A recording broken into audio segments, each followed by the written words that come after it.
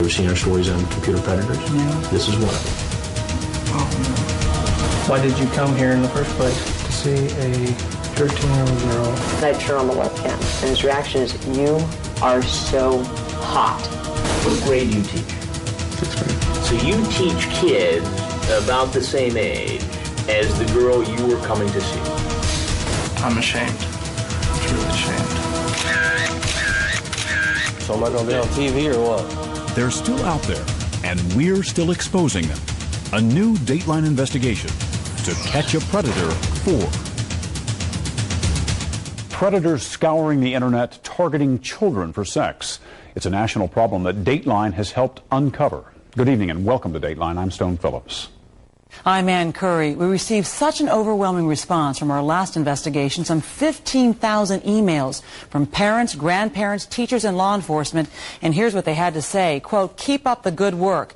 Keep the issue alive. You're impacting lives." So tonight we're back with our 4th undercover investigation. This time we travel to small town America. Even far from big cities and suburbs, vulnerable young teens are not far from danger. A warning, some of what you're about to see is explicit. Here's Chris Hansen. Do you watch Dateline NBC? When I can. Have you ever seen our stories on computer predators? No, I haven't seen it, but I've heard about them. We've set up a new computer sex predator operation in a new location, but this man's excuse sounds pretty old. And what have you heard about those stories? That people, or there's pedophilers out there, but that's not my intention tonight. I just wanted to have a party and have a good time. Hello? Hold on a second, I gotta change my shirt. Okay. 2 years ago, Dateline launched an undercover investigation into online sexual predators. How are you? Okay. Could you explain yourself? And we had no idea we were about to expose a national epidemic. Adults trolling the internet looking to meet young teens for sex. What are you doing as a man of God, as a rabbi? Our investigations revealed the enormity of the problem. Over the course of 3 undercover stings, we exposed almost 90 men. Possibly you would have had sex with a 13-year-old boy. Our past investigations have been in major metropolitan areas. The first near New York City, the second in a suburb of Washington, D.C., and the third close to Los Angeles. Okay, get up, turn around, put your hands behind your back. Could it be that this is a crime that only happens in and around big cities? Or does it happen everywhere? Even in rural America. Tonight, our 4th investigation into internet predators. Only this time, we're going straight to the heartland. Greenville, Ohio. Population 13,000. We're in the middle of nowhere. We're 45 minutes outside of Dayton, and we're 5-6 hours from Chicago. Nestled among the cornfields and cow pastures, we found this large house, just the right size for our crew and specialty cameras. All right, Dell's doing a great job. She's got the guy. Frag and Dell, their screen names, are from PervertedJustice.com, an online watchdog group that for the last 4 years has been catching internet sex predators and exposing them. 4:00 p.m. is Gear Jammer. We hired the organization as consultants so we could watch them do what they normally do, go into chat rooms and pose as 12 to 15-year-olds home alone, interested in having sex. I'm pretty much the only one here. So while the Perverted Justice decoys troll chat rooms, our crews set up 11 hidden cameras, 7 outside covering all angles of the driveway, side, and back of the house, and 4 cameras on the inside. What you're about to see happen to this man emerging from the shadows is going to repeat itself over and over again at our undercover house. He's 40-year-old Alonzo Wade. He's been chatting online about sex with a girl who said she was 15. When she says she's worried she'll get pregnant, he says, "I am fixed." He drives 104 miles, more than 2 hours, to meet the young teen home alone. And look, he's loaded down with alcohol. Come on! Dell, pretending to be the young girl, waves him in. Where are you? I'm just going upstairs to get a Band-Aid. I'll be right back down, okay? All right. Then he appears to pull down the zipper on the front of his pants. What he's planning to do next, we'll never know. How are you tonight? Fine. He stops as soon as he sees me. Now, what were you doing with your pants there when you were heading towards the door? My zipper came down, excuse me. I was just going to go outside and make sure everything's okay. Well, you brought quite the selection tonight. Yes, sir. What do we have here? Well, that's mine. Alonzo claims the 12-pack of beer and 2 6-packs of Mike's Hard Lemonade are all just for him. Were you going to give any to the 15-year-old? Oh, no. I don't do that. And I got a 15-year-old daughter myself. Well, come I on, asked her Alonzo, what- you brought the 12-pack and 2 6-packs I here to said, this house. what did she like to drink? Did I say I was never what I was going to bring it? You got it in black and white that I said I'd bring it. But And you brought it. yes, I did. You say that... But she also asked for it. Alonzo says he didn't want to drink in front of his daughter, so he came here to drink, not to have sex. But he seems to leave the door open. It appears to be clear from this transcript that you are open to the idea of having sex with this girl. No. Well, it appeared yes. Would I? No. Or maybe. All right.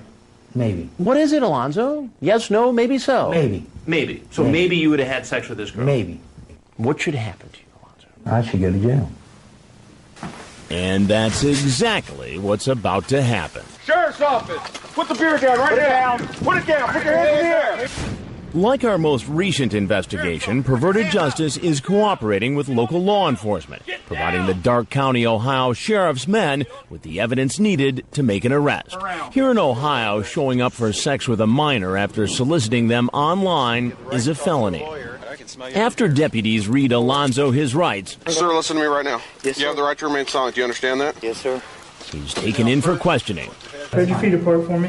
photographed, fingerprinted, and put behind bars. Detective Mike Burns of the Darke County Sheriff's Department says he contacted Perverted Justice about doing a sting operation because he was looking for a way to combat internet predators in his area.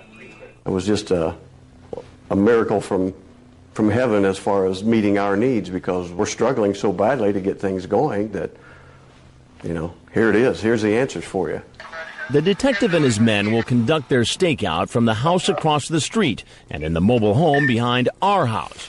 Just as they did with Alonzo, once a suspected predator goes in the house, Detective Burns will have his men move into place, ready to make the arrest. Where are you at?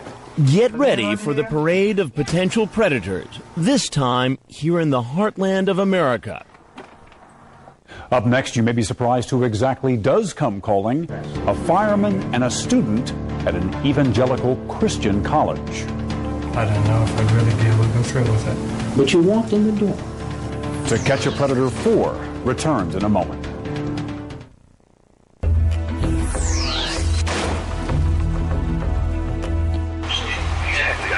Our latest computer predator investigation is in full swing. All 11 of our hidden cameras are in place, and a suspected sex predator who approaches the house will be videotaped from the minute he pulls into the driveway Run into his car. until the sheriff's men spring into action. Sheriff's office, let me see your hands. Get on the ground! Get down! Arrest him You have the right to remain silent. You understand that right? Yes. and take him away in handcuffs. More than 20 Perverted Justice members are in Ohio and surrounding area chat rooms posing as 12 to 15-year-olds. They've set up profiles using pictures of young teens and posted personal information like age, sex, and location. Some of the profiles are on social networking websites like MySpace and TeenSpot. He's in Cincy. The decoys from Perverted Justice are waiting to be instant messaged by a potential predator. In a matter of seconds, men start hitting on the decoys. This man, screen name Green-Eyed 121, even goes so far as to suggest phone sex. He found our 13-year-old decoy, Katie Did Sings, on MySpace.com. He types, I have an idea, but it's a little weird. What? I did it with another girl, but I don't know if you want to. Call me up and let me listen to you as you yourself to orgasm. The decoy quickly declines the offer, saying her dad wants her to get off the computer and come downstairs. Green-Eyed 121 doesn't seem to mind. After all, he's already made a date for sex with her in person. Katie Did Sings told him she would be home alone for the weekend. I have good news. I can come over Friday and stay the night, too. He's coming all the way back, all the way back. Going towards the front. Green-Eyed 121 is scheduled to arrive at our undercover house around noon. Sure enough, here he is, right on time. Our hidden cameras are rolling. Quiet, quiet, quiet. He's 23-year-old Nathan Downhauer. He says he's a student at an evangelical university. And what does he plan to do with Katie Did Sings? His chat log is quite explicit. My hands will travel down your smooth body till we reach your pants. Here we will remove your pants and underwear, revealing your beautiful nude body. And like so many of the other potential predators, his chat turns too X-rated for network television. And now he's in our living room. Hey, Nathan? Yep. I just cut the crap out of my toe. I'm getting a Band-Aid. Hold up the kitchen counter for a second, okay? Okay. Would you do me a favor and just go have a seat right over the outside of the bar, please? He drove more than an hour to keep his date for sex with a girl he thought was 13 and home alone. But he says by the time he got to the door, he changed his mind. I don't know if I'd really be able to go through with it. But you walked in the door. And as I read some of what he said online, he doesn't sound like a man who plans to back out. You get into very graphic detail about what you want to do to her. Fantasies dreamed up online or in your mind. Things you might not be able to willingly do when it comes down to it. I will gently cup and massage your soft breasts, kiss them, and run my tongue along them. And it goes on from there, in graphic detail. What are we to make of this? I'm not sure. I don't know what the law says about this. Well, it's illegal. But nothing has happened yet. Well, I know.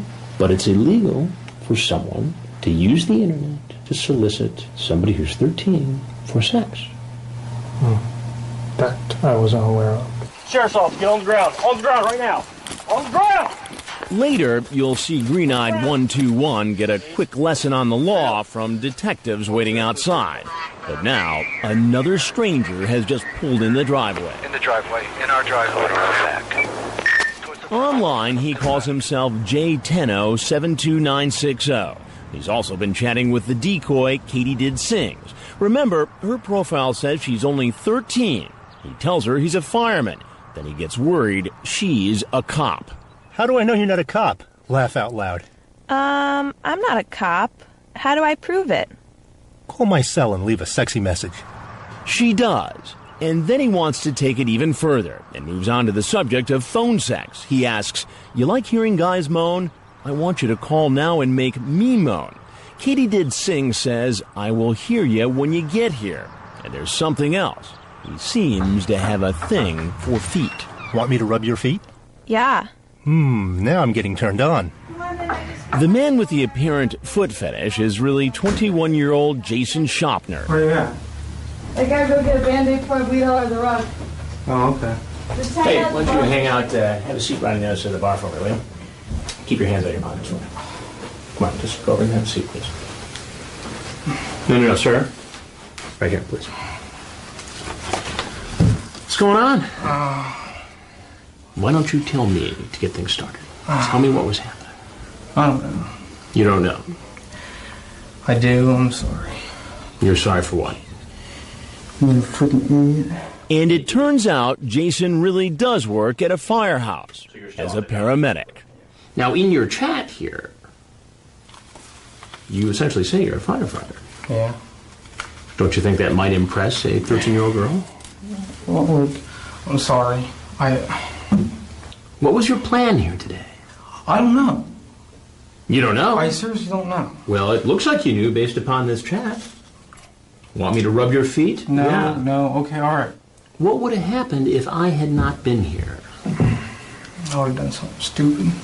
with a 13-year-old girl? I don't know, probably. If a 13-year-old girl had been here. Yeah. And you won't believe what else he admits. Do you ever watch television? Yeah. You ever watch Dateline? Dateline? Dateline NBC? You ever seen our stories on computer predators? Yeah, I've seen it. This is one of them. Oh, no. So even after seeing our previous investigations, watching men being confronted and arrested, he wasn't discouraged from doing the very same thing. And as you'll see later, he's not the only one. Yeah, and I've seen this on TV. You've seen this on TV before.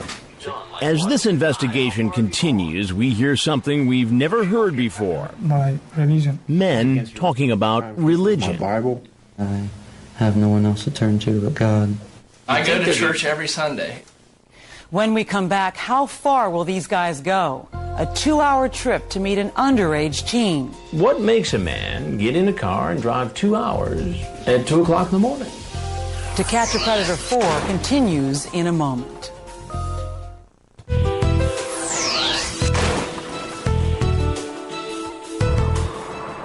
We're a small community. For the most part, everybody knows everybody. Because we're in such a remote location, most of the men coming to our undercover house have to drive miles and miles over country roads. Some even cross state lines. He's coming over here. This 23-year-old drove from Fort Wayne, Indiana. It's about 103 miles, more than 2 hours away. He brought alcohol for someone he thinks is 13. Did you bring the mics? Yeah. Cool, I'll be right back. And this man pulling up to our house is from Reynoldsburg, Ohio, 112 miles away. He drove more than 2 hours to meet with someone who said she was an underage teen home alone. It's 2 o'clock in the morning. Like all the other men who visit, he has no idea our hidden cameras are rolling. Where are you at? I have to go change out of my clothes, okay? Okay. Just sit at the bar for a second, okay? I'll be right back down. It's a little late to be prowling around these parts, huh? Yeah, it is, isn't it? Why don't you have a seat right over here for me? His name is Tim Isaac, screen name Park and Ride 469, a 42-year-old training manager for a global transportation company. He's been chatting online this evening about having oral sex with a girl who said she was 15, Sadie the Smarty. He wants to know if the sex talk has made her aroused. Sadie the Smarty types, well, not yet. Talk doesn't do anything for me. Park and Ride types back, well, my tongue will. What makes a man get in a car and drive 2 hours? I don't know, just somebody wanted to meet me and I want to meet them, I guess. At 2 o'clock in the morning? Well, I didn't really want to, I wasn't looking for nothing. You walk into a house. Well, I wouldn't, I was kind of scared about it, to be honest with you. Well, you walked in. I'm not looking for, to, like, do anything or anything. I got boys that are 20 and 21, sir. Sons? Yes, sir. What if one of your kids was home alone and some guy walked in the back door just all happy as heck to be here? To be honest with have you, a seat. To be honest with you, I wouldn't like it. Sorry. I'm just nervous. What made you think it was okay at 42 years old to walk into a home at roughly 2:30 in the morning where a 15-year-old girl was apparently home alone? Well, I wasn't for sure if she was 15 or not, to be honest. Well, that's what she said on the internet. Perhaps I can refresh his memory by reading some of his chat log. You're only 15, a little young for this, aren't you? Yep, I'm 15, and no, I'm not. Okay. Are you still a virgin? Stupid question for an older man to ask a girl like that. But baby, 15 can get me 20. Yeah, it probably can. It probably will. You ever do any time before? Very little time for some DUI. DUI? Yeah. Nothing like this, sir. God, man. You ever do this sort of thing before? No. This is the first time I ever done something like this. First time. That's the same claim we've heard from almost every man we've ever confronted. And most say they really weren't going to do anything sexual. Our sting in Ohio is no different. But one subject does come up for the first time. Religion. This is first. This is your first time?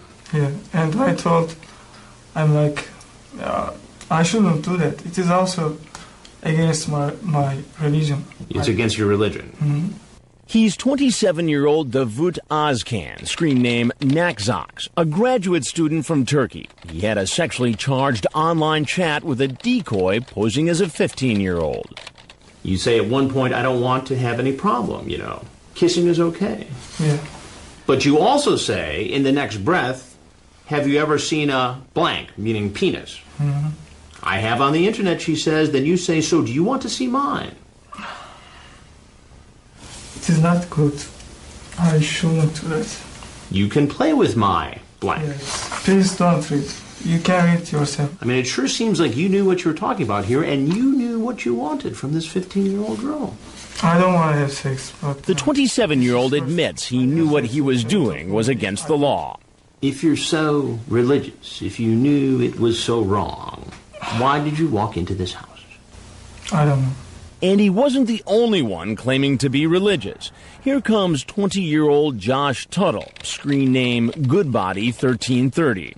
He's been chatting online with someone who says she's 13 and a virgin, Jessie's Messy 13. After she tells him she has a big screen TV, he says, hee, that's great. So we can watch movies and cuddle, kiss and make out. Then head up to your bedroom and touch each other and have sex. Then he adds, we can get drunk if you want to, if it will make it feel that much better. And now here he is, walking in the door. Just sit at the bar for a second, Kay. I'll be right back down. Okay. Did you bring the rum? No. I'll explain when you get down. Okay. Well, why don't you explain it to me instead? He says he didn't bring the rum because his brother drank it. Goodbody1330 goes on to explain that making the decision to come here was a tough one. He says he went to his best friend, and believe it or not, says he also turned to the church for guidance. I have low self-esteem, and I have no one else to turn to but God. So I went and I talked to my pastor. And what did this pastor tell you? It's wrong to do, and that you should have more faith in yourself. But you're here, Josh. To make new friends. To make new friends? Yes, with sir. a 13-year-old girl home alone. He says he only came here to watch movies and hang out, but his chat and something else tell a different story. Did you bring condoms with you? No, sir. There's no condoms in your pocket? I have one, but that's just... Okay, so that's one lie. I carry that with me all the time. But you said you didn't bring any, and you did. So that's a lie. Yes, sir. But I corrected myself. I'm sorry. We'll hear more from Goodbody later.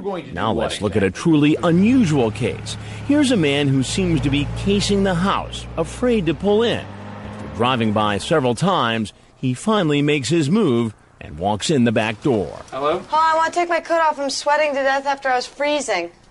Why don't you come on in and have a seat real quick? Okay. He's 33-year-old John France, a mechanical engineer. He's been chatting online with a decoy who says she's 14. Unlike all the men you've met so far, France, whose screen name is Net Buckeye, is very careful when it comes to talking about sex. When the decoy, Chicky Girl, asks, got any condoms? He says, what are those? Just kidding. Then he says, no worries. She says, is that a yes? And he replies, don't worry, I'm not going to do anything without a condom. But when I confront him, he says he has no interest in sex. I'm confused, though. So if you don't have any interest in that sort of activity, why then chat up a 14-year-old girl and come to visit her? I'm lonely. That is the bottom line. Really? Yes. Very lonely. And once again, this man also says he's religious. Is there a church group or a saloon or? There is. I mean, I go to church every Sunday, and it's like, and in fact, I'm going to a new church now because I'm not happy with my old one. But so does this new church teach that it's okay to come over and visit 14-year-old girls who are home alone with no parents? They would not recommend that. No. Then France says something we've never heard before. Can I have you read something? Sure. He tells us that out in his car, there's an envelope on the passenger seat. So Dell goes out to get it. I was concerned for my safety. You have to understand. I mean, things like that happen. You show up and somebody beats you up or something like that? Well, yeah, stuff like that. I mean, or worse. I mean, they could have taken my life for all I know. He opens the note and starts to read. At 8 p.m. tonight, I'm meeting a person whom I met online. He goes on to say that the girl tried to lure him into talking about sex, which he politely declined, and that he's suspicious about her identity. If she really is who she says she is, my intention is to befriend her and try to mentor her. So could this man really be here just to mentor a troubled teen? Detective Burns says he's not buying this story. Well, we refer to it at the office as an alibi letter. Alibi letter? Yeah. It was composed in such a way that it's our belief that he put it there, that if he should get caught, made it appear that he was completely innocent. And the detective says the way France cased our house does not make him look like a man on a rescue mission. When you look at a vehicle that pulls up in front and stops, drives by, comes back, does the same thing again, If it is his intent that he's going to go in there and counsel with this girl, why would you struggle with that issue? I think we saw the battle from within as to whether or not he was going to get caught. But because his case is so unusual, he doesn't get arrested At this time, we just want to talk to you. until after his interrogation. Sheriff's office, get your hands up. Get on the ground. Get on the ground. For all the other men, the detectives don't hesitate to take them into custody. You have the right to remain silent. Do you understand that? Yes, sir. What'll they say when we tell them they're about to be exposed on national TV? I'm ashamed. And if you put this on the air, I'll sue. Coming up, the suspects walk out, the police move in. We'll take you inside the interrogation room. The whole plan was to have sex with this 13-year-old when he got here, correct? That was the original plan. When To Catch a Predator 4 continues.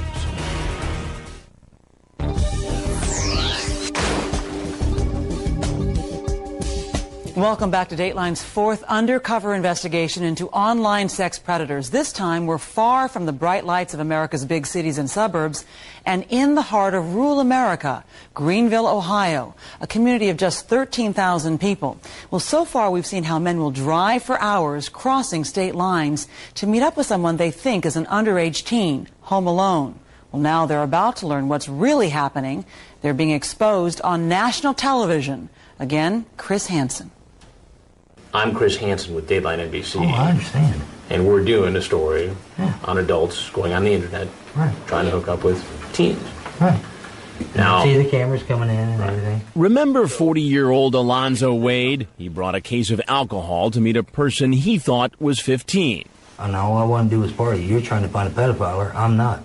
But you're here. I'm here to party. And maybe have sex with a teenager. Maybe.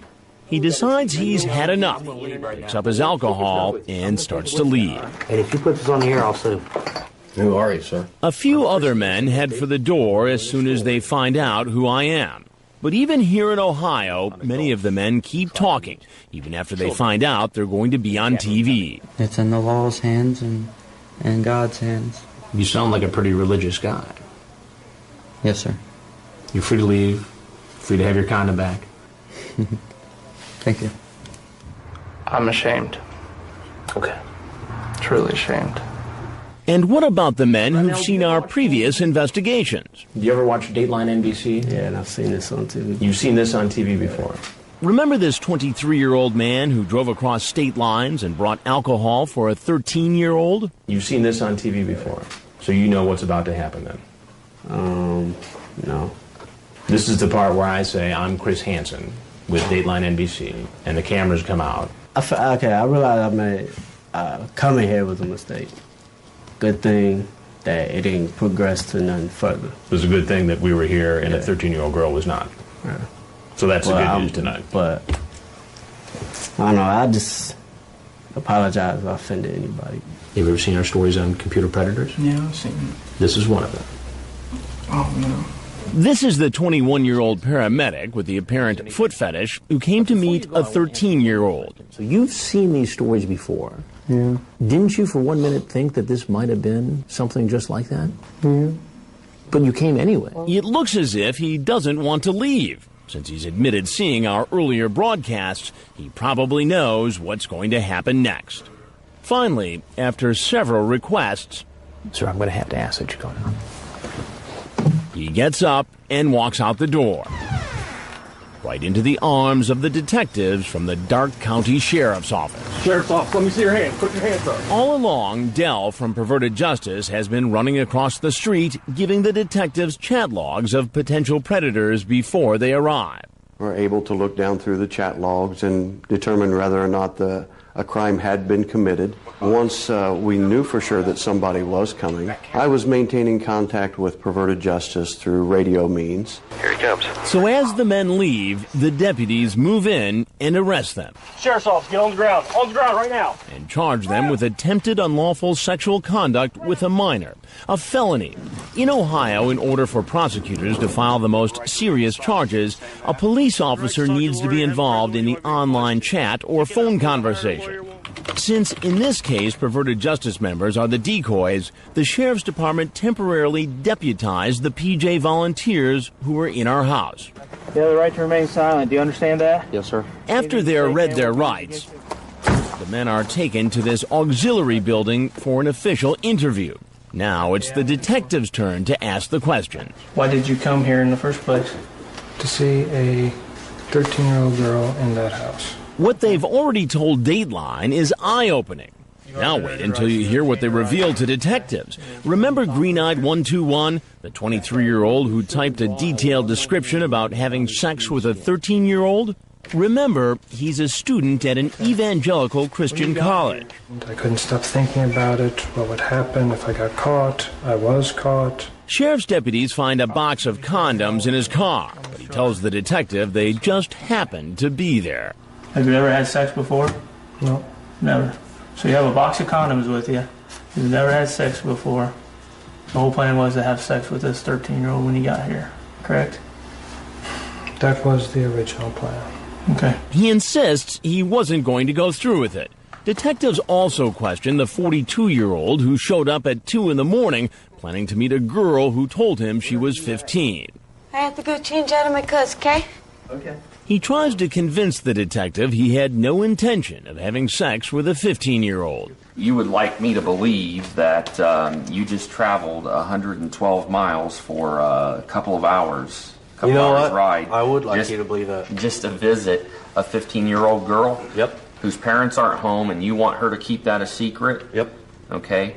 And you still have me believe that, despite the fact I have chat in here about you talking about, are you wet yet? Well, I'd like for you to think the better half of me, but you got what you got there, and doesn't look good on me. It doesn't look good for this man either, the 21-year-old paramedic who has a thing for feet.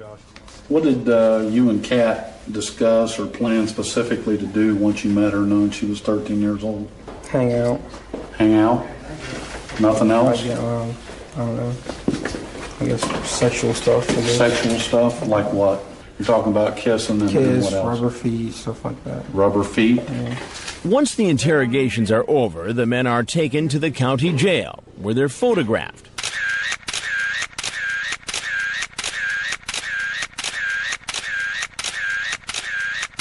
Don't take. Fingerprinted, Give me your right hand, your thumb. strip searched, and put behind bars, awaiting a hearing before a judge. Most face up to 18 months in prison. Where are you? But our story doesn't end there. The next man you'll meet has a dark secret, a secret that's about to come out, and it's going to shock an entire community. Why don't you just tell me what you do for a living? I'd rather not say. Coming up, a potential predator asks to see his prey. Where are you? And he does, but it's not who he thinks. I was like, well, are you going to call if you're coming or if you're not coming? He's like, I'll call either way. When To Catch a Predator 4 continues.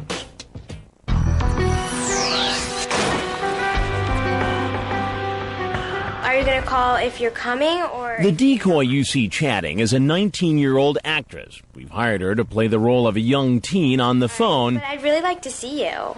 and on a webcam. All right, let's pull up my webcam first. This potential predator thinks he's chatting with our actress who's posing as a 13-year-old virgin. It's actually Dell from Perverted Justice typing on the computer. He's 26-year-old James Rutherford, screen name I.U. Rutherford. He's been chatting online for more than a week with Princess Danica. And he started out very slowly, trying to convince her that he could be trusted. He was a good guy. He ended up getting on webcam. And what does the 26-year-old do with his webcam?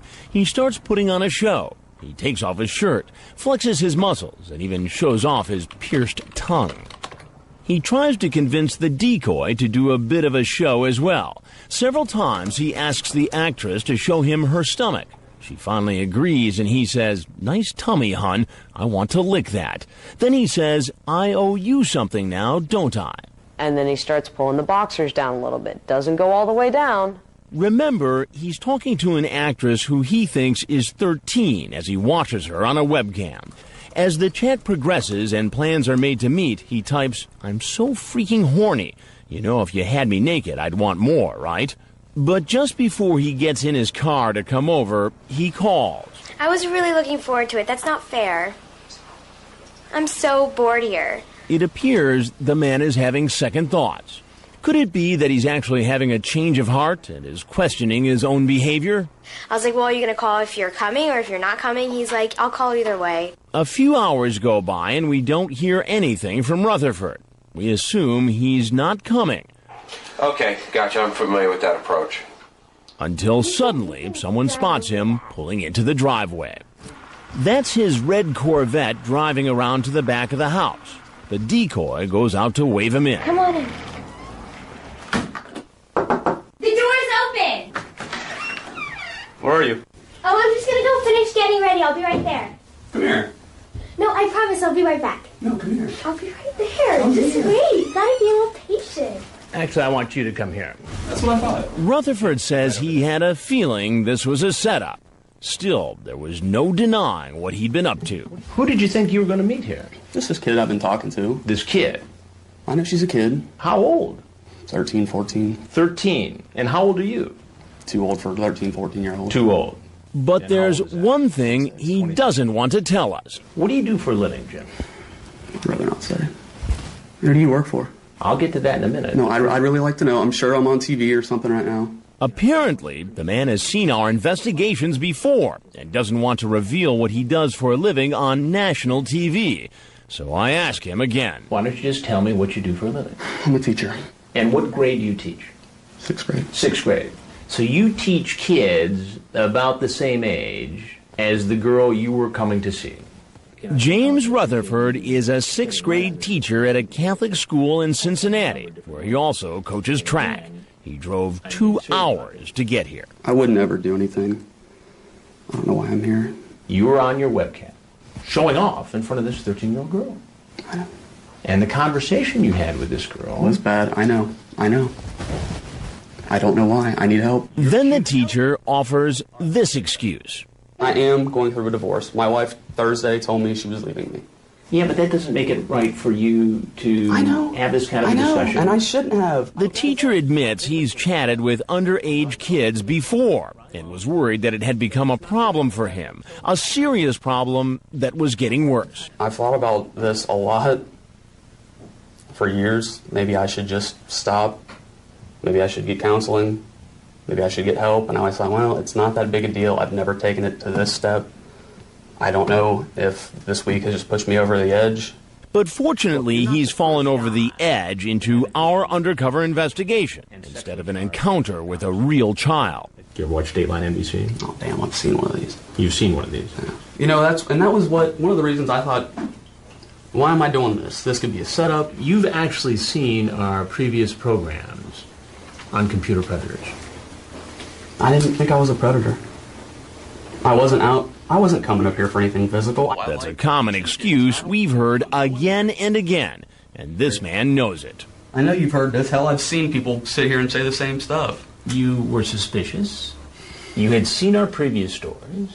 Probably got a chuckle out of what happened to some of these guys. Yeah, and honestly, I sat there and watched and thought, those guys are sick. Why would you do that?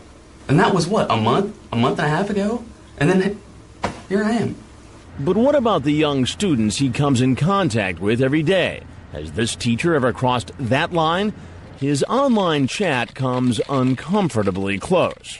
I could be your teacher. Would you flirt with me? She says wink at you and stuff. Hee hee, okay. I've never, ever crossed a line like that with a person that I was a student. Ever. Not even thought about it. I guess maybe it was just like online, it was like they weren't real. But I guess the question that some people might ask is this. If you eventually evolve to the point where you'd come here to meet a 13-year-old girl after this kind of conversation, at what point do you suddenly become interested in kids in the school you teach? Right? It's a legitimate question. He talked to us for more than 40 minutes. Several times he asked, are the police outside? Am I going to get arrested?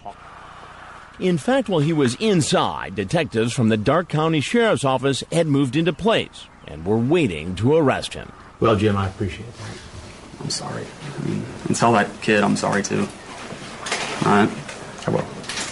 In the end, what started as a possible meeting with a child ends in an encounter with police, Sheriff's Department, stop, put your hands on your head. in which he confesses even more during interrogation. I think you do have a problem. Obviously. And you've admitted that, okay? That you have talked to minors before, 13 years of age. Do you masturbate while you're doing this? Sometimes. Okay. I have, yeah. So you're so driven by this, okay? But sir, and it's not like okay, it's. Just listen to me. Well, no, okay. I think I feel like I should at least tell you. It's not like it's. I go on there specifically looking for little kids. Tuck your head. Regardless of his explanation, the teacher is transported just like all the other men to the county jail, where he's photographed, turn to your right, fingerprinted, strip searched, and thrown in jail. From his jail cell, he calls his employer. He resigned that position yesterday in order to spare his students, and what happens to him next is in the court's hands. Bound to surround this case. Coming up, a reality check for parents. What's your child doing online? We ask America's teens when To Catch a Predator 4 continues.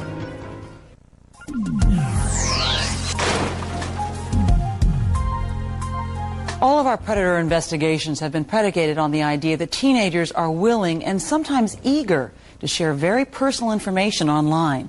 Well, what are kids really up to on the computer? They may not always want to tell you, but they did tell us in a new nationwide survey. It comes down to one simple rule, experts say. Kids online should mean parents on alert. If you could actually look through cyber glasses and see who's peering in your window, who's reading your daughter's blog, who's cyber stalking your son, it is reality. Do teens let strangers into their online world? In a survey conducted by the intelligence group, Dateline questioned 500 teenagers across the country, ages 14 to 18, about their computer habits. When asked if they chat online to people they've never met before, an overwhelming majority said yes, whether it's all the time, sometimes, or not very often. When asked if someone they've met online has wanted to meet them in person, 58% said yes, and 29% said they had a scary experience online. What about personal information, tools a predator can use like a name, a picture, an address, a birthday? When asked if they talk about personal information on the internet, about half the teens said yes, they do. We also asked if they did things online they would not want their parents to know about. Again, about half said yes. More than 90% told us that they were responsible when they used the computer. But what about friends, classmates, other teens? The answer, a big no. Most said other teens are not behaving responsibly online, which should be a red flag to parents. Where are you at? And that brings us back to the parade of suspected predators in Ohio. Next week we'll return to the heartland. What's going to happen when some of the men you've seen tonight appear in court? The maximum penalty is up to 12 months in prison. Also, we'll expose more suspects looking to meet young teens. That's our boy. He's here. This man says he's innocent, but his story is especially frightening. What then are you doing in this house less than a week before you're supposed to be in court and go to prison for doing the very same thing? Join us next Wednesday night at 9, 8 Central for To Catch a Predator 5. And you can log on to our website for a series of guidelines on how to protect your children from internet predators. The address is dateline.msnbc.com. On Dateline Saturday night, a woman is determined to find the man who murdered her sister. They were twins bound by a mysterious connection. I don't go a second of a minute of an hour of a day without thinking about her. When one sister disappeared, the other set out to prove what happened. To find the truth, she dressed like her, talked like her, tried to become her. It was a dangerous journey. It was the scariest moment of my entire life. There was guns around and there was bullets. One that almost got her killed. You want me to do anything else? That's what happened to her sister. A dark tale of blood ties. And that's all for this edition of Dateline Wednesday. I'm Ann Curry. And I'm Stone Phillips. We'll see you again for Dateline Saturday night at 8, 7 Central. For all of us at NBC News, good night.